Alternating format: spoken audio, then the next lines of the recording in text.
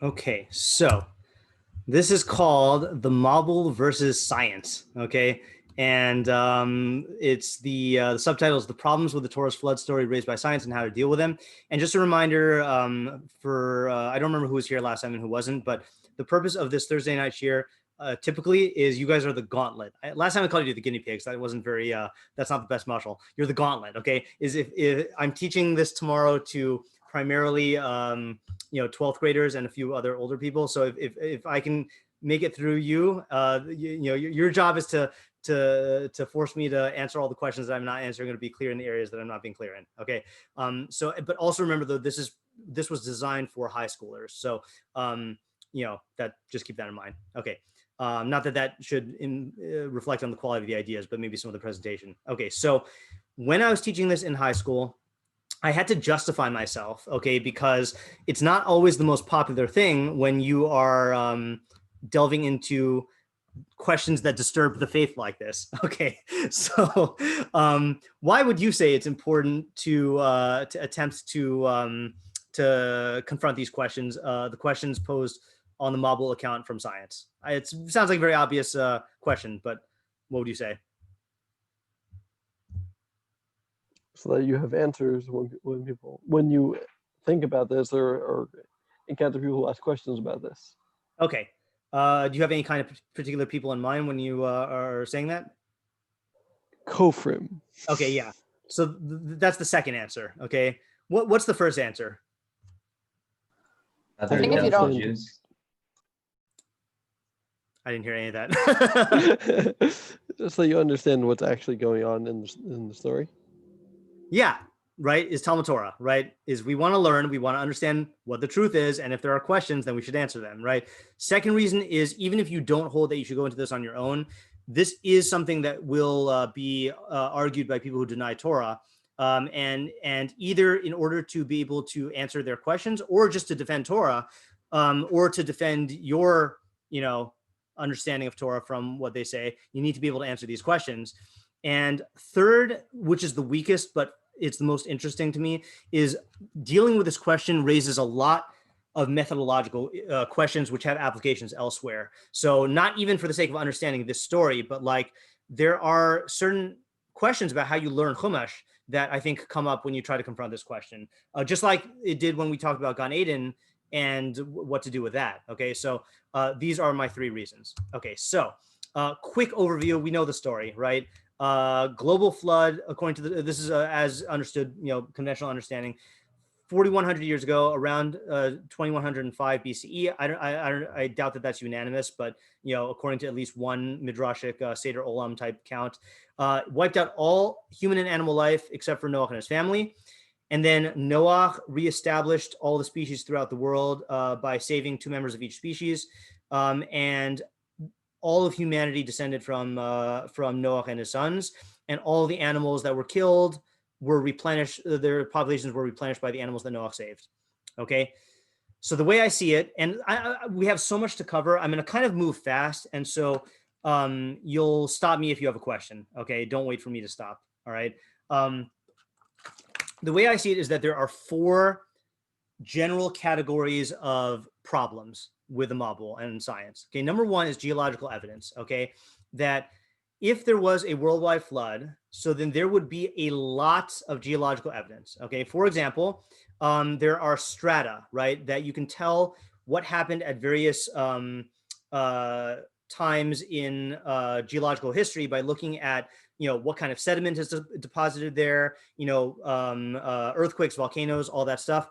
And this should be available somewhere, right? I mean, theoretically, it could be available anywhere on Earth, all right?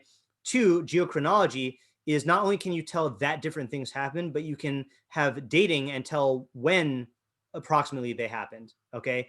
Geochemistry, looking up the chemical composition. Yes? I had one question. Sure. I know that there are some people that define the flood as not being a global flood, but more of a regional flood. Well, so how are we that's not what the Torah says, right? The Torah says it flooded, it killed everything under the heavens, right? So that's what we're working with here. Okay. Okay. Yeah. Okay. So here's examples of the what do you call it? This is just, I wasn't sure if students were familiar with strata. Okay. But whatever. A couple of pictures here. Okay, you got the idea. All right. Number 4 is the rock features themselves, which are shaped and affected by water, would have been shaped in a very clear way by an immediate rapid global flood. Okay, so for example, this is, again, just disclaimer in case anyone's under the impression that I'm a geologist, I'm not. I'm just getting all this off of Wikipedia and Google. Okay, I'm sure if there are any rock experts, feel free to speak up. So the Grand Canyon we know was carved over millions of years, and it carves the rocks in a certain way. Okay, whereas here is in the Grand Coulee, I think this is around the Grand Coulee Dam area, that was caused by a massive flood. And even for lay people's eyes, you can see that there's a big difference between where it just cuts through stuff and slow erosion. Again, I'm sure it's much more sophisticated than that, but the point is that people who spend their life studying rocks can tell these things. Okay, so you can tell where there was a giant flood and where there wasn't. The problem is that there's no geological evidence for a global flood. It just doesn't exist. And not only that, but if you examine the geological evidence, it suggests that there could not have been a flood. Okay, and I mean ample geological evidence is that you look at certain areas and you can trace back what happened in those areas for a large block of time. So big categorical problem, geological problems. Okay, that's number 1. We good? Okay, number 2 is the least problematic problem, okay, but it still is a problem, is the Ark Logistics. Okay, there are, last I checked on the internet, estimated to be 6.5 million species of land animals, which means that Noah's Ark would have had to hold 13 million animals if you assume that there were 2 of each. Okay, there's some dispute about like how many he actually took.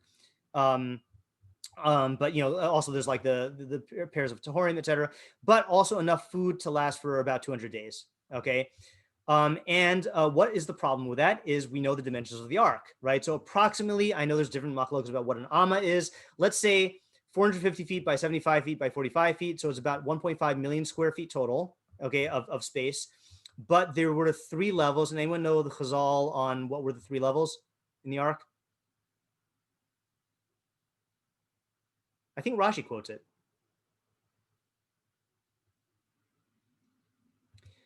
So I believe, according to at least one midrash, which you don't have to take, face value, a third of the ark had the animals, and the other 1 floor was all the waste, and 1 floor, I guess, was Noach. Okay, so if you take that literally, then all of the animals had to fit into 506,238 square feet. Okay, and he also had to gather all 13 million animals in only 7 days. Okay, and just to show you what this looks like here's a 500,000 square foot building. Okay, so if you wanted to fit 13 million animals into the space, each animal would have to be compressed into an average of 0.46 square inches, and you have to mash them into the space without any room to move or breathe. Okay, not a very easy task. Okay. And the problem is like this. It seems unrealistic to assume that you could do this without a miracle, but the problem is that there are no miracles mentioned in the story. Okay, now we obviously have no problem saying that there are miracles, right? But in Yetzias Mitzrayim, it says that it was a miracle, or in Abraham and Sarah is barren, and then she has she gets pregnant. Then it says that it was hashgacha. It's clear that it was hashgacha. So if you do have this easy answer of saying it was a miracle, but it's there's textual deficient, a textual problem in the story. Okay. So you could say, well, maybe there were miracles involved. The Pesukim don't mention them. So there are Mefarshim who say that there were miracles. Okay, so the Ramban mentions it, the Ran mentions it, and Rabbeinu Bachya mentions it. However, there are Mefarshim who say explicitly that there were no miracles like the Abravanel, or they say that if a miracle was involved, then the Torah would have mentioned it explicitly. And this is a shita that Ibn Ezra and Ralbag hold Bashita. They hold that since miracles testify to God's hashgacha and his knowledge, so then if there's a miracle, then the Torah should say. Okay. And since the Torah doesn't say miracles here, then according to the Ralbag and Ibn Ezra, Ralbag and Ibn Ezra 100% hold that there were no miracles here. Okay, otherwise the Torah would have said that's their shita. Okay, and they'll even go so far as to deny when Chazal say that there's a miracle, then they'll deny it because they'll say that it's just a drush, and it must be that the Torah would say it. And even if you say that there was a miracle, like the Ramban, so the Mefarshim say that there's a miracle. There is a general principle in Judaism of conservation of miracles, where when God does a miracle, he does the most minimal miracle possible. And the clearest indication of this in this story is the Ramban. So the Ramban says, Vim Tomar, if you'll ask, Yasena Katana, V'yismach al Nesazeh. So the Ramban saying there was a miracle. So then once you're doing a miracle, once God's doing a miracle, why did he tell Noach to make such a big ark? He should have made like a little shoebox and then shrunk all the animals and put them in the shoebox, and then that would have been good, right? So you're going to have a miracle anyway. So the answer is Ra Hashem Yisbarach La'asosa Gedola Lama'it Banes. God saw fit to make the ark big in order to minimize the miracle. Kichein haderech b'chol anisim shebatorah o b'navim lasos ma shebiyad adam lasos v'ashar yiheh b'dei shemayim. Okay, now you could read into the end here that God could have still done a big miracle, but he's making a point that God does want to minimize this miracle, and it would have been an imperfection in the miracle if it would have been a huge miracle. So to get 13 million animals into here in 7 days would require a huge miracle. So that's difficulty number 2. Okay, and this is the only difficulty that stems from the text itself. And like theoretically, the fact that the Mefarshim asked about this means that they were bothered by this, even not from science, just from the text itself. Okay, any questions on number 2? Yeah. Why didn't he just tell Noach to make it bigger? Why If say he it again? wanted it to be a smaller, why didn't he just tell Noach to make it bigger then if he didn't want it to be such a big miracle? So that's what it sounds like the Ramban is saying. It sounds like he told him to make it as big as possible, and then God would do a miracle for the rest. I don't know if like why those dimensions specifically. Maybe that's the biggest that would be seaworthy. Maybe that was what he had time for. Actually, he had a long time to do it, so I don't know. But what he's saying that he basically told him to do it as big as possible, and then God would do the rest. Zev, you had a question? Or not? Yeah. How do we measure? You got your scratchy mic problem again. Never mind. Forget it. Don't worry about it. All right. Difficulty number 3 is biodiversity. Okay. In my opinion, this is the biggest problem. Okay. Bigger than geological problems here. Okay. So biodiversity is the variety of life in the world within a certain area, habitat. We have the term ecosystem now. So the problem is if all the animals in the world died, the land animals died in the Mabul, except for those on the Ark. So how could those few animals reestablish worldwide biodiversity in such a short period of time?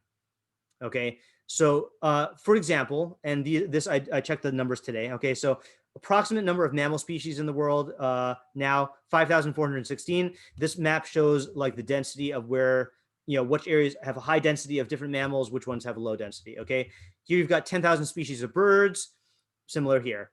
7,000 species of amphibians, 334 species of marsupials. So you've got a lot of diversity all around in different places. Okay. So the question is like this. All right. If the only animals that were saved were the pair of animals on the Ark, so how could one pair repopulate the entire species on its own? And you read all the time in the newspaper about they finally got that one male rhino to mate with like the female rhinos after years and years and years of technology and trying. So like it's hard enough to do it naturally, right? But also, how could these species migrate so quickly to achieve like the distributions of the population? So for example, if you go here, oh wait, hold on. Oh, so I have this example here. So this is a map of human migration. Okay, so this is how long it took humans, primitive humans, not whatever, how you want to say humans, that's a separate question, to migrate from Africa to the rest of the world. So for example, humans started in Africa 150,000 years ago. They migrated to the Arabian Peninsula 100,000 years ago, to this area 40,000. The last place that they reached was New Zealand and South America 1,500 years ago. So that's humans. Now humans are very crafty. Okay, they can they can make stuff. They can find ways to survive.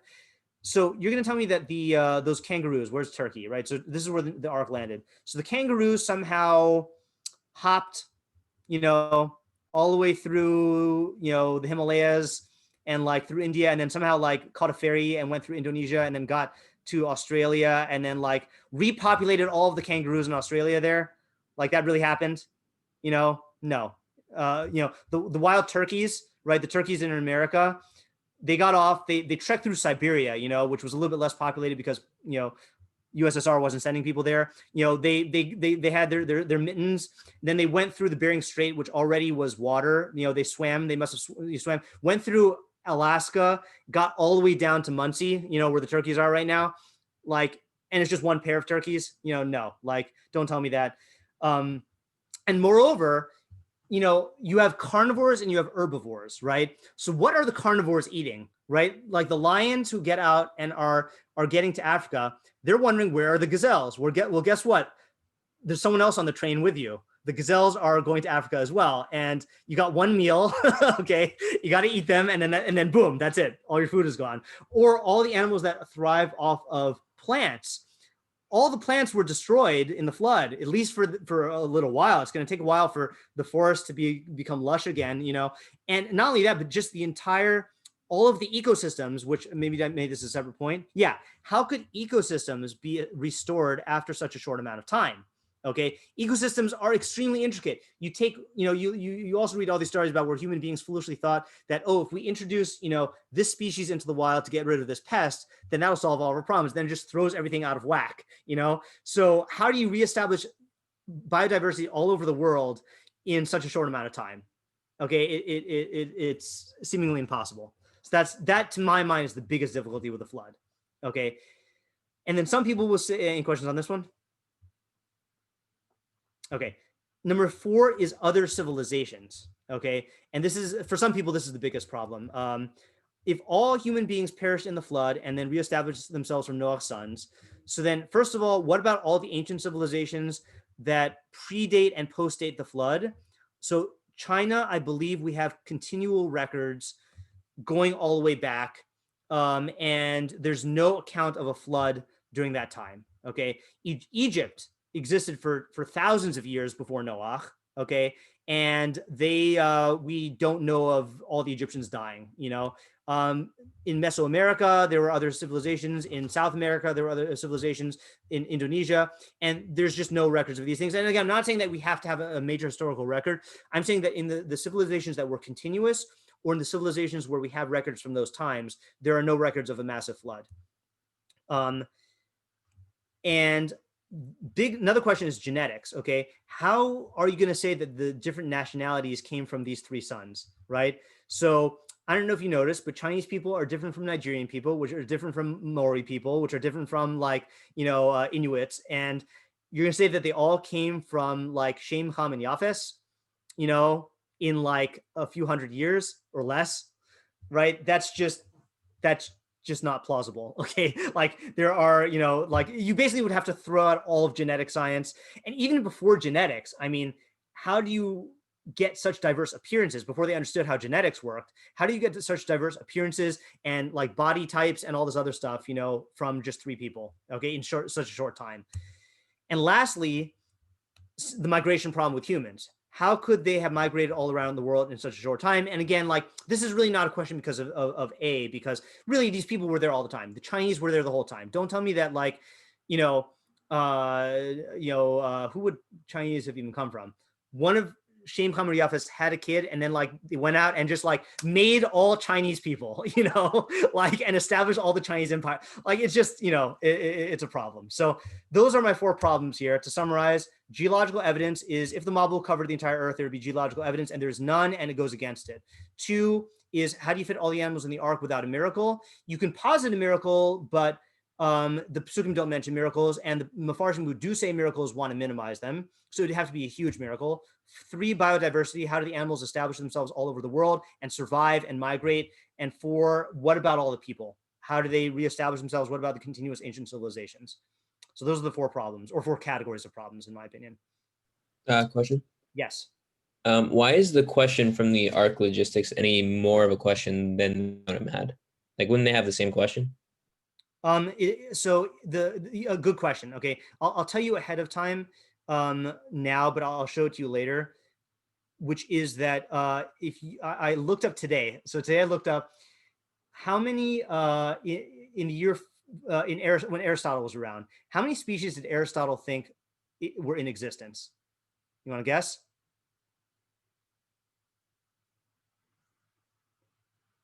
Anyone? Ballpark? What's the 500. whole 500. right, 500. Okay. idea of species and Right, breaking exactly. those- Whoa, that was a Right. guess. It's true. It's true that their idea of species was different also, and we define them slightly Yeah. differently. But It was like, no matter how you, what was that?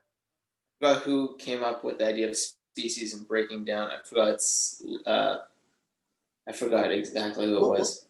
Aristotle definitely did taxonomy, right? And he is considered to be, I think, the first one to like start making that into a science, or what do you want to call it? So the fact is that the Rishonim were working with numbers like that, and the difference between 500 and 13 million is just like night and day. So the Mefarshim, when they were working with it, were not working with the problem on the scale that we now see from modern science.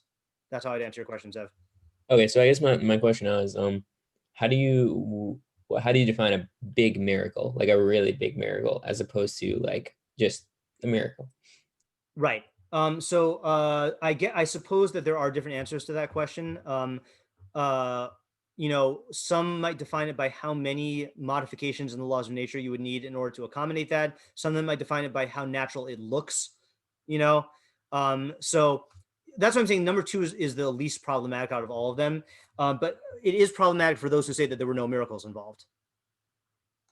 Yeah, definitely. Yeah. Okay. So there are 4 types of answers you could give to these questions. Okay. And by 4, I mean 3. All right. The first one is you could say it was a miracle. And there are people who say this. I've already said my opinion on that. Okay. Because I feel like you're talking like miracles on the scale of beating Yetzias Mitzrayim, right? Like God reestablishing biodiversity and like hastening genetic development. Like we're talking like, miracles don't happen like that in Torah. Miracles that would have to be greater than miracles Moshe Rabbeinu did. Let's put it that way. Okay. Another answer, which is totally fine, is I don't know. Okay. And there's never shame in saying I don't know. And there are a lot of questions that we can't answer. And it's not any, you could say like, look, like I believe that the Torah is written, it means what it says exactly. And that's it. And maybe we'll find an answer later on. In the olden days, if you ask questions on the Torah based on the science of the times and said that the universe is eternal, then a Torah person would say, look, all I know is that Torah Sinai, I could prove Torah Sinai, and Torah Sinai tells me that the Torah is true, and the Torah says Bereshis bara Elokim, so the world was created, and I can't explain the eternity of the universe. Most of our history, we can't explain things in terms of science. It's only like in the scientific era where these questions are becoming like a topic. Okay. Answer number 3, which is not an answer, is that the Mabul is allegorical and is not meant to be taken literally. Okay. Now, if you want a full explanation of that, we talked about that in the allegorical interpretation of Gan Eden. The big problem with that, well, there's several problems with that. One of the big problems is it does give a genealogy of Noach to Adam, to Abraham, and to Adam, I guess. So it's a little hard. And there's no indication. Look, we have a Masorah about Ma'aseh Bereshis. That Ma'aseh Bereshis is not literal, and some hold that the Gan Eden is not literal. It does not seem like there's a basis in Chazal for saying that the Mabul was an allegory. You will not find any Mefarshim that I'm aware of in the Rishonim or Achronim who say that the Mabul was an allegory. Does not mean it's impossible, but it means that I would not go there. Okay. So before we look at answer number 4, which I think is the correct answer, I wanted to review, and this is kind of a supplement to answer number 3, Saadi Gaon's 4 rules for when you take psukim non-literally, okay? And I have not seen any better formulation than Saadi Gaon's 4 rules. I wrote an article about this, which I can send you, which I'm not going to read through all of his examples because it's too long, but I just want to read through his intro. So he says, it is a well-known fact that every statement found in the Torah is to be understood in its literal sense, except for those that cannot be so construed for one of the following 4 reasons. Reason number 1, it may be, for example, either be rejected by the observation of the senses. Okay, so he gives an example that it says Chava was the mother of all living things, but we know that women don't give birth to bears and boars and donkeys. So it must mean that she was the mother of all humans. Okay, so it goes against empirical data. Okay. Number 2 is it goes against rationality. This is the hardest one to define. It doesn't mean that it's for example, Kriyas Yamsuf does not go against rationality, he would say, because we believe that God created the world so he can manipulate it. But saying that God is a devouring fire goes against rationality because God is not physical. He doesn't resemble anything. He's one, so he can't be a devouring fire. Another example would be like the Mefarshim say that, well, actually, I don't know any of the, I don't know good examples in Psukim, but if it's, like Ibn Ezra's famous example, right, is umaltemis or less levavchem, circumcise the foreskin of your heart. So he says, if you took that literally, that you have to cut your pericardium, then there are big problems with that because number one, suicide is asur. Number two, it says v'chai behem v'lo shiamos behem, so you don't have any mitzvahs that require you to kill yourself. Third one is my favorite one, is he says you would die before you completed the mitzvah. Right, like if you've ever tried to cut into your chest and do open heart surgery, you pass out and then die. So that goes against rationality that God would command that. So you take that as a mushal. Reason number three is rejected by an explicit text of a contradictory nature. So there are a bunch of examples of this. For example, the how many years Bnei Israel were in Mitzrayim. There are several counts of that. So one of them, something's got to give. It can't be that you're in Mitzrayim for 210 years and 400 odd years. So something you have to take one non-literally. And then reason number four is you have an explicit rabbinic tradition. So like when it says you should give him 40 lashes, we have a Masorah that it is really 39. Or when it says Ayin Tachas Ayin, we have a Masorah that is really monetary. Okay. So you have to ask yourself, are these problems that we raised sufficient to interpret the Torah non-literally? And if so, then what do we to interpret the Mabul story non-literally? And if so, then what do we interpret non-literally there? So of those four categories, it goes against empirical data, rationality, explicit other pasuk, or rabbinic tradition. Would you say that these problems, that there are four problems, qualify? The first two problems. I would say the first two, right? So it does sound like we're going to have to take something non-literally, right? Which is because it goes against empirical data. We're not going to deny our senses, right? If you see, look, you could come up with lots of examples, whether it's the geological evidence or whatever. It goes against stuff that is at least it meets the threshold of chava haisa im kol chai. And then rationality, you could say also, is that you have to end up denying like entire fields of science, which, you could argue it goes against rationality. Okay. So the only choice we have here is not to say that the Mabul was an allegory, but to interpret the Psukim in a manner that's consistent with science. Now, the best way to show that this is a viable derech is something that unfortunately I cannot show in my class tomorrow, because it's later on in their Chumash curriculum, and I don't want to take it away from the Chumash teacher. Best way to show this is, how many of you have done the Ramban on the rainbow? Right? I have. Okay, so I'll summarize it for those who don't know it. The Ramban basically says that if you just read the Psukim, you would conclude that God created the rainbow after the flood, because that's what the Psukim make it sound like. But then he says, but the Greek scientists have shown us, or the Greek philosophers have shown us, natural philosophy have shown us, that rainbows are a product of light going through droplets in the air, and that they're natural, which means that they existed from the time of Ma'aser Bereshis. So what must we say? We're forced to say that God created the rainbow at the time of creation, and that he only designated it from after the flood as a sign. And then he gives two proofs from the Psukim. He says, Es kashti nasati ba'anan. I have placed my rainbow in the heavens, not eskashti ani nosein ba'anan, not I am now placing it in the heavens, or I will place.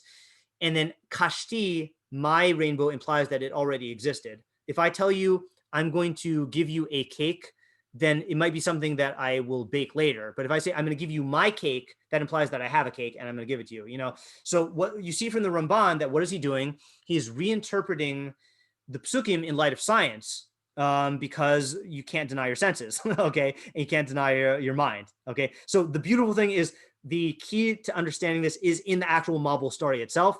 I can't go over this with them because I don't want to take it away from the Chumash teacher, okay? So I have to not take that route.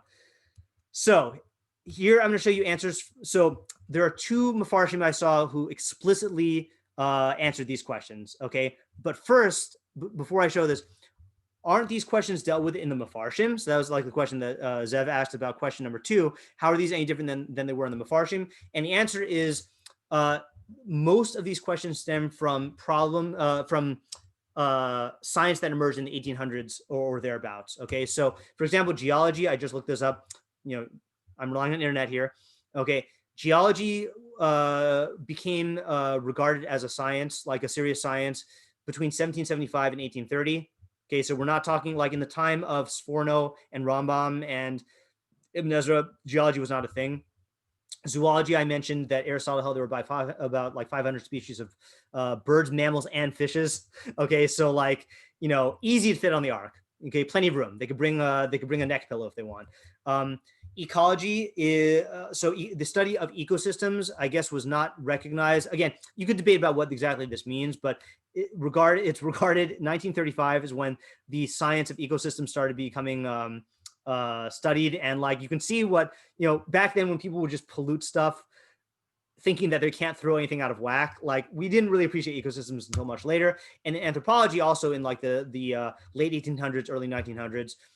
So these questions were just not asked by the Mefarshim because they didn't have any basis on which to ask them. So the answer is by and large no. Mefarshim didn't deal with it except for two. Okay, Rav David Tzvi Hoffman is one. Okay, he lived from 1843 to 1921. German rabbi, taught at Rav Hirsch's school. He tackled a lot of the issues from, I think, the Haskalah in academia and science, because this is when these things were developing.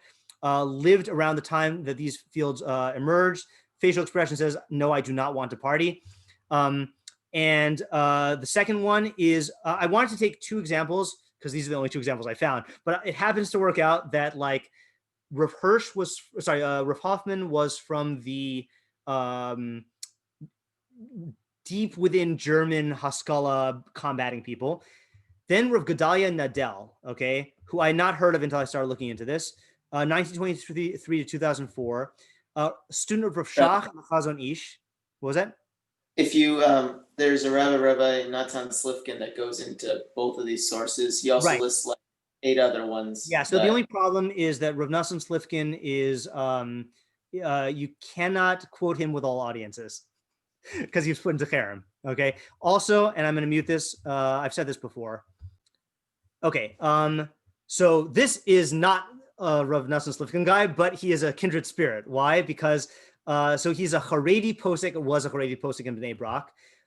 He wrote, or I guess it was, this was a posthumous publishing collection of his teachings.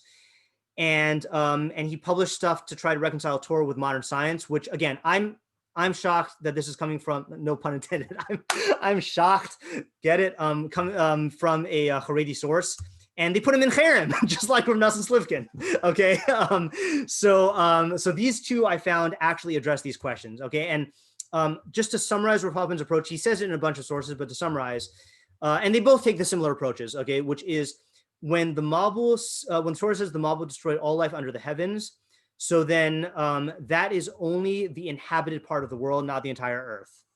Okay, and he brings a raya from Chazal that in Breshis Rabbah, and I think in Zvachim, there's a Mount Amr that says that the Mabul didn't reach Eretz Yisrael. Now, no one in Chazal said that the Mabul was not global. Okay, all of Chazal held that the Mabul was global. Okay, and I think if you try to say that Chazal held that it wasn't global, then that's just intellectual dishonesty. But they do say, one Shita says that it didn't reach Eretz Yisrael. So you see that they're okay with the notion that the Mabul didn't flood every place, even though the Torah seems to imply that it flooded every place. And that's the point he's making from there. Now, Shimon's going to say, well, didn't I say at the very beginning that the Mabul was only on a local region? And I said that you have to start with what claim the Torah is making. And the Torah does not make that claim overtly. Like, you have to start with what the Torah is making. And you have to... Under the heavens doesn't necessarily mean it covered everything. Under the heavens means just it's under the sky, supposedly. It doesn't need to cover everything. It doesn't necessarily state. If you look at in the Torah, it says it destroyed all of the life. And I think you have to acknowledge that there is a question. You have to acknowledge that everyone in the Masorah interpreted it as a global flood until the 1800s. So I think this is a good answer. And I think this is the only answer you can say. But if you want to say that that's, or could you say of the time where it's like Mesopotamian civilizations or something like that, pre that area? It's really the world for them consisted of just. I agree with you 100%, but I don't agree that that's what Chazal thought or that that's what the Mefarshim thought. But that does solve. That's what I'm saying. I'm saying that that's the solution. but that's Yeah, not what anyone held prior to 1800. Yeah, that's like people who want to say, like, that's people who want to that's like the type of thing. Maybe we talked about this in another area. That's like people who want to say, like, who interpret modern science, and then they want to say that the Ramban, really, that's what he meant. Like they interpret the Big Bang and they say, like, like that's, I don't buy that. I don't know. What would you say Yeah. Moshe Rabbeinu thought? What was that? What would you say Moshe Rabbeinu thought about the flood? What did I say Moshe Rabbeinu thought? That's a valid question, and this is why I say this raises big methodology questions here. About what did they look, Moshe Rabbeinu understood all of Torah, right? But it's a question though, like what did like, if Moshe understood this, why didn't he tell them? Why isn't this recorded? These are big questions I don't have answers to. Okay, now Rav Gedalia Nadel has a lot of commentary on this, and I'm just going to sample it just to show you the types of answers. So he says, I'm going to read it in English here. HaKadosh Baruch Hu wanted to wipe out this corrupt existence.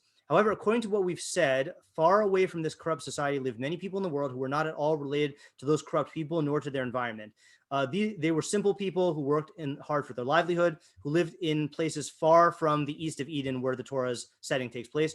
There's no reason to think that HaKadosh Baruch Hu would also punish them. Okay, so who's he talking about? The Chinese. Okay, they were living good lives. They weren't corrupt, right? So that's where my answers came from.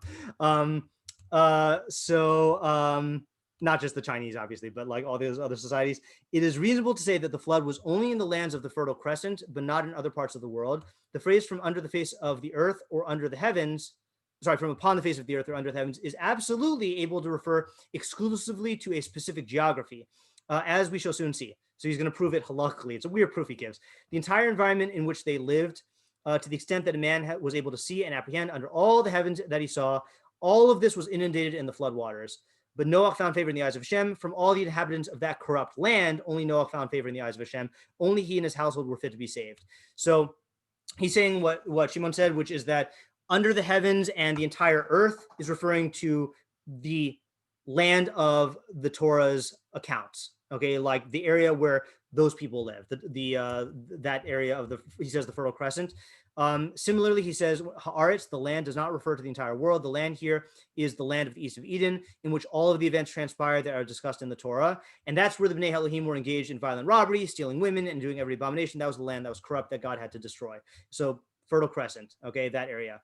Again, though, like, my argument wasn't that that any of these Mefarshim had said that, or older Mefarshim had said that, and that they really meant this or that. I'm saying with what we know now, it's kind of really one of the only arguments left. Yeah, of how you... that's exactly what I'm saying. Yeah.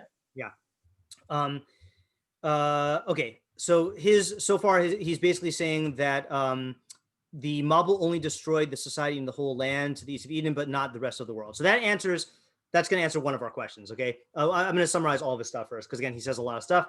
So then he tackles the animal question. He says, are these dimensions of the ark sufficient for all living animals, domesticated and wild beasts, birds, and creeping creatures that are all found all over the globe? Isn't there an immense number of species? Furthermore, animals require a minimal amount of living space. If they're overcrowded each other, they die. But if we assume that the intention was only in reference to the animals found in Noach's land, to the east of Eden, then the matter is plausible. It is even possible that Noach wasn't commanded to literally bring each and every existing local species into the ark, but only the main species, and this would also be called from all that lives of all flesh. So we're not talking 3 million specimens, we're talking maybe 100, which is totally plausible within the dimensions of the ark, or 50. I don't know how many he's saying to take, okay? So that's number 2, is only the local species, not all species, and maybe just the main ones. Then he says, we've already said that under the heavens is in reference to the heavens above this land, the land of the east of Eden, because for the people and animals in this region, this is the whole world, everything they see and they relate to. Now, he brings an interesting proof, okay? Some people love halakhic proofs like this, some don't, but here's what he says. A proof can be brought from the Gemara. In Bechoros, we learn, if one makes a vow to prohibit all the waters of the Euphrates, then all the waters of the world become usher, since the sources of the Euphrates are elevated and all the waters in that region emerge and flow from them. Are we to assume that there are no places in the entire world which are higher than the sources of the Euphrates, which do not flow from the Euphrates? Certainly there are such waters. Rather, the expressions all the waters in the world certainly means in that region in the entire Middle East.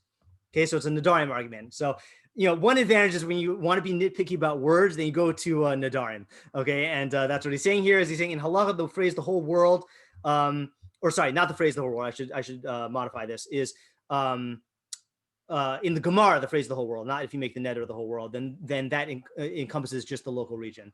Okay, now, so that's all he says. Now you can object and say, how can you twist the Torah's words like this?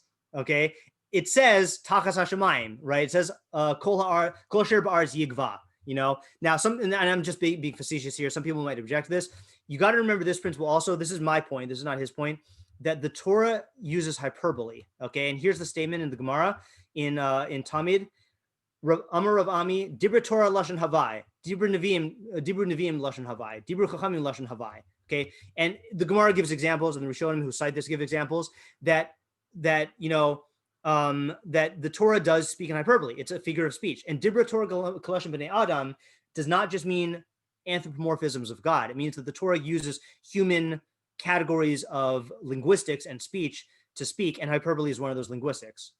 Like, for example, one of the examples in the Torah that the Sadigon quotes, I don't remember, is building, what's the phrase in Hebrew? Zeros? Yeah, Ad Lashamayim. Yeah. Yeah, right, is that they reached the heavens. Now, obviously, they didn't reach the heavens, but it means they were very tall. Just like we say skyscrapers, even though they don't literally scrape the sky. Okay, and Rashi even says, he doesn't say the word Lashon B'nei Adam, he says, Ke Adam Shirotz L'chazik Devarav.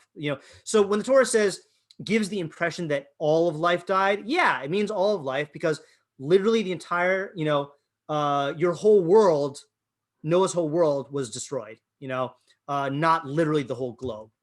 One more point here.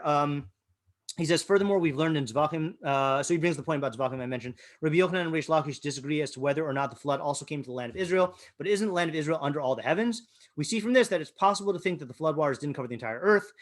We must analyze whether they disagreed about the land of Israel because it was close to Bavel, whether it was stricken along with the rest of the region that the flood inundated, or whether due to its holiness or some other reason it is a land that has not been rained on from the day of fury. Okay, fine. So you see from the Machlokes about whether it reached Eretz Yisrael that it wasn't global. Okay, last point. Funny he asked this. Was even Mount Everest covered? Ha'im gam har Everest kusa? Right. Later on, we hear that the water receded at the end of 150 days. And the ark came to rest in the 7th month on the 17th day of the month upon the mountains of Ararat, which according to Unklos and the commentators is in Kurdistan. We got to notice that Unklos. We have to look at that. Those who are in my Unklos group.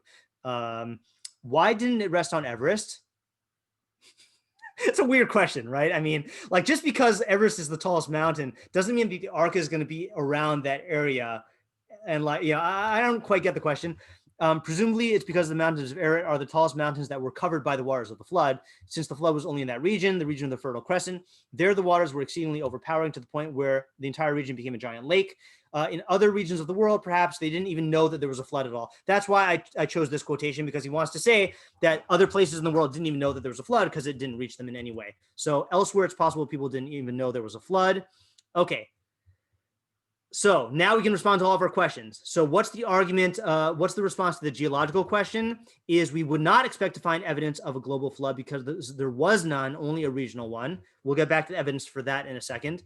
2, the Ark Logistics is you don't have to say Noach gathered all of the animals in the world, just the main species of the part that got flooded, and that's totally possible even without miracles.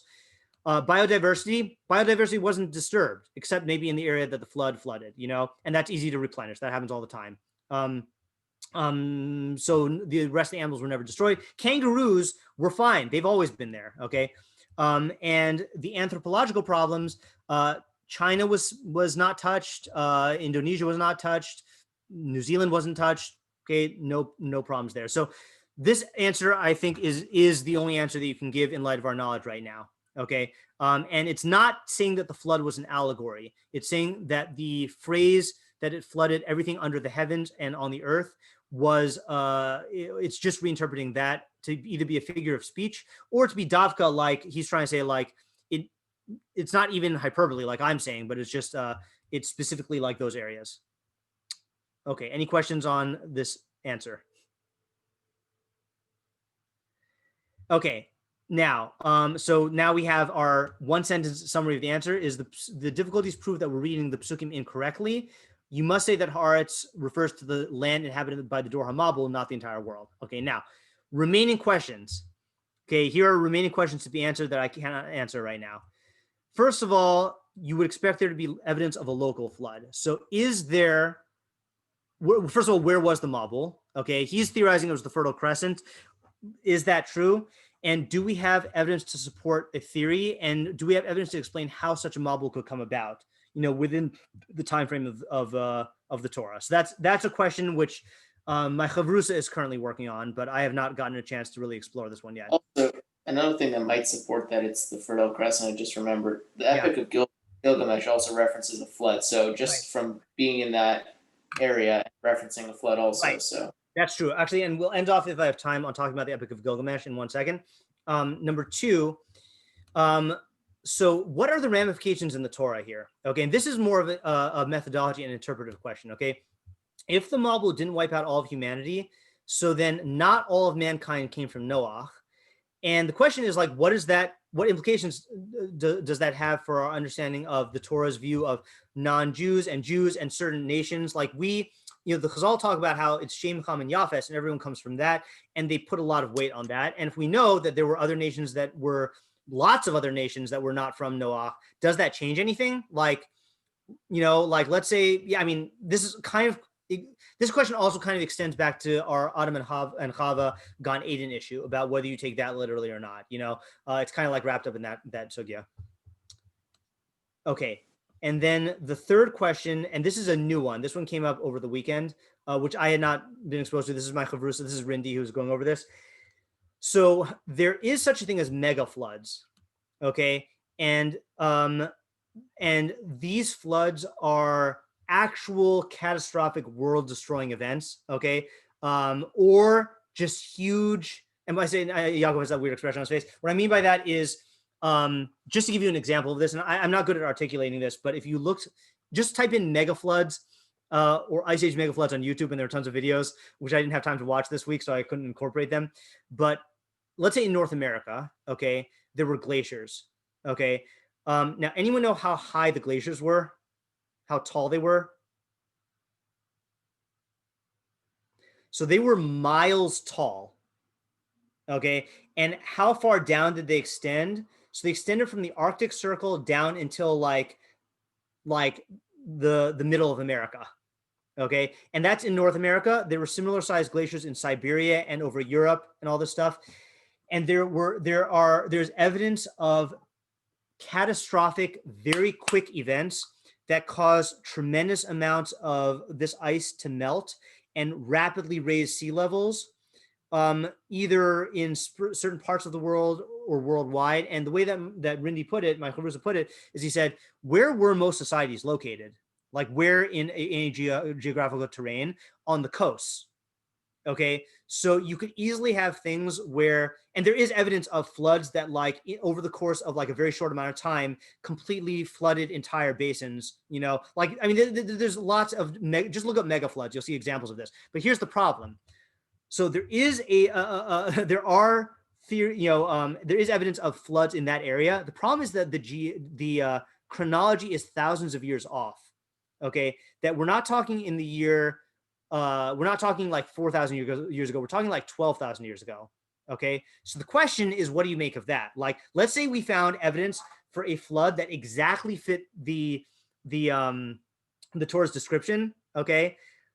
But it was the chronology was off. Would that pose a problem or not? And how do we cope with it? So these are some remaining problems. There's a fourth problem, which Shimon mentioned, which I want to show you a resource for. So it's not a problem. It's just another place to look.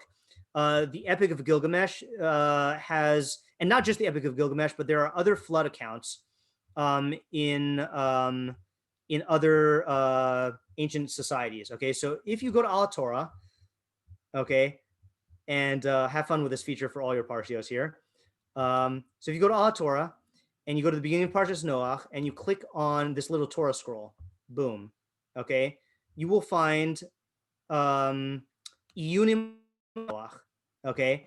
And if you click the Mabul and Mesopotamian myths, you will have a complete overview of the myths in the society that that relate to the Torah. And if you click on parallels to the biblical account, it'll go through the parallels. And if you click sources, it'll give you all the sources in Bereshit that correspond to these things. And if you click table, it'll compare bit by bit who the hero was of the story, where the placement is in primeval history, like the dating, the reason given for the flood, the reasons for the salvation of the hero, the telling of the hero, and you can compare the Torah story to the Epic of Gilgamesh and all these other stories. And then the question is, what do you make of that? You know, so like, let's say the Torah has an account about Noach and Epic of Gilgamesh has it about Untapishtim, right? And they're different. So what are we supposed to do with that? Okay, so these are all, maybe this will be the sequel for next year in Parashas Noach. Okay, is what do you make of that, and what are the implications for us? Is this good? Is this bad? Does this create questions? Does this, do we reinterpret the Torah in light of evidence that we find there? That's all of that. Okay, so there you go. That's your overview of Noach, and that's, see, I didn't deal with that also, not just because I haven't researched it, but that's more like Noach and biblical criticism, or Noach and archaeology. I was really focusing more on Noach and science because that's more accessible to me. I'm not really an anthropologist. Okay, so not the most. I'm sorry. This topic was much more one directional than I usually than what we usually do, but hopefully it was a useful overview. Yeah, so we'll decide what we do next time. All right. Yeah, I liked it. Okay, Yeah, good. All right, nice, good. And it's useful, like just even being aware of this and knowing where to find it. Like, you're gonna get into this conversation sometime. So yeah. It's All right. I thought it was a cool contrast to see like how sort of like minimalistically you can change the interpretation of the psukim. Yes. And get something sensible. Right. And that's kind of why I highlighted the allegory answer. Is I feel like people are way too quick to pull the trigger on everything's an allegory, and you see that like this Rav Gedalia Nadel's answer and Rav W. Hoffman, it answers things without making much change and without having a drastic change. There's a pasuk I wanted to bring as a raya. Anyone know it really quickly? There's a pasuk in Yetzias Mitzrayim that I think refers to all of Mitzrayim as the entire earth or the land. I meant to make a note of it. If I find it, I'll try to remember to share it with you. Is it the Khartoumim? No, I don't know, but that would support it also, right? The Haaretz does not specifically mean the entire land. Okay, have a good night, guys. Have a good Shabbos if I don't see you before then. And this shiur, I think, is going to continue in yeshiva. My guess is next week, and as long as things don't change. All right, so I mean, I'll be on Zoom also, but we'll be available in yeshiva. All right, see ya. Thank you. Yeah, thank you.